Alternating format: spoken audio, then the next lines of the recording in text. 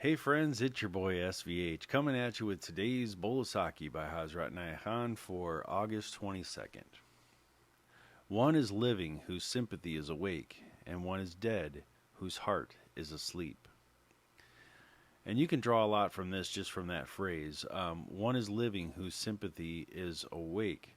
So there's a certain living element to the heart when it's open and it's awakened and it feels love and sympathy for another person.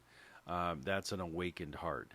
But one is dead whose heart is asleep. So when your heart isn't open, when your heart is closed and it's hardened and things like that, it becomes like a rock. It becomes deadened and it becomes very very much asleep, and that is like spiritually being dead essentially. And Murshid shares some great commentary on this today. Life's light is love, and when the heart is empty of love, a man is living and yet not living.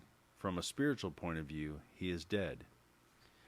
When the heart is asleep, he is as though dead in this life, for one can only love through the heart. But love does not mean give and take. This is only a trade. It's selfishness. To give sixpence and receive a shilling is not love. Love is when one loves for the sake of love, when one cannot help but love, cannot do anything but love. Most people will say, "The other does not understand me," but why must there be a lack of understanding? What causes it? It is lack of sympathy. No words can ever make a person understand. It is the heart alone which can convey its full meaning to the other heart, for there are subtle waves of sympathy. They are delicate perceptions of feelings such as gratefulness, admiration, kindness, which cannot be put into words. Words are too inadequate to explain the finer feelings.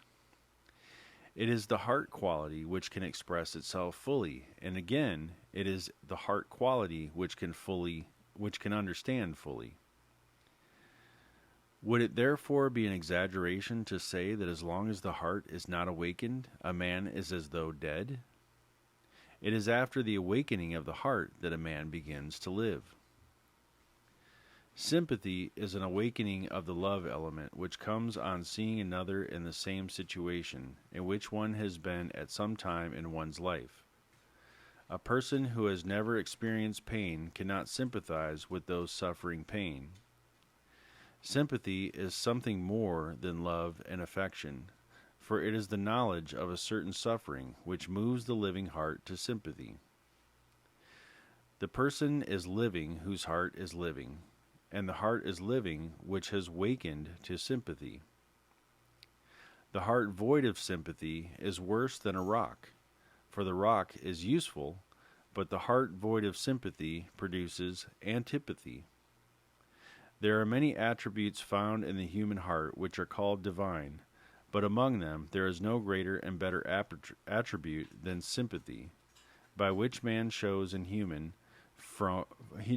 form God manifested. So I think one of the key takeaways of this is that, Murshid's really talking about the love quality in the heart and how that awakens and opens something. Through the suffering and pain that we experience, we understand what love really is. And this particular line really speaks to me quite a bit about this particular bowl of sake today. Sympathy is an awakening of the love element which comes on seeing another in the same situation in which one has been at some time in one's life. A person who has never experienced pain cannot sympathize with those suffering pain. So it's really in the experience of pain and suffering that the heart opens up, that the heart quality really opens up and becomes illuminated. And in this particular phrase, sympathy is awakening of the love element, which comes in seeing another in the same situation that one's been in at one point in time of their life before.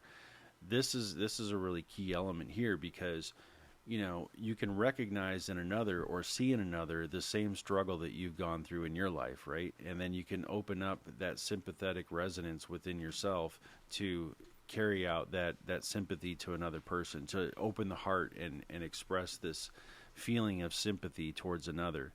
And this really is an important thing. It's a powerful thing, and when you've experienced it, then you can seriously recognize it in another person, and then you see them and you can recognize, oh, you know what, that look on that face, that says pain. That person's hurting. That person's hurting from something, and I've experienced that kind of pain before. Maybe in a different way, or maybe not in the same way as that person, but I sympathize with them because they broke their foot, or they're holding their back, they're in pain, different things that we may have experienced in our life before.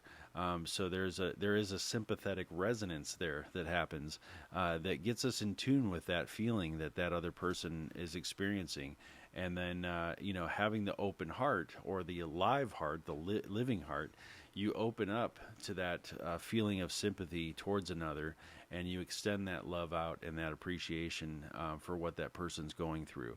And that's a really powerful lesson in itself, but a powerful way to live as well. In this time and age that we're in right now, there's a lack of sympathy. There's no lack of pain and suffering, though. So people go through pain and suffering every day, and yet for some reason don't seem to develop that quality of the heart that opens up and is sympathetic towards others. Or towards another, or towards others. I try to say them both at the same time. And so this is really something that we have to look at and determine what what it is that we're trying to do with our heart in a spiritual sense. In understanding others and seeing the pain and suffering that they go through, you would think that we would awaken to that sympathy. But we do live in a time and an age when there's political differences, there's religious differences, there's racial differences, there's different beliefs about identity and all these types of things, and it's easy for people to just disconnect and say, I don't agree with that, so I'm not going to sympathize with that idiot, and this is how a lot of people live their lives today. And it's sad because we need to open up ourselves to be sympathetic towards another, and we may not agree the same way or think the same way or live our lives the same way, but you can be sympathetic towards what that person's going through and what their experience might be. And especially if you see someone hurting or in pain, this is where that sympathetic heart opens up and the inclination is there to have sympathy for another. So just a couple thoughts on today's bowl of Saki. Hope you enjoyed this one. I could go on and on about this one, but I'm going to leave it at that. And I will see you again tomorrow with another bowl of Saki.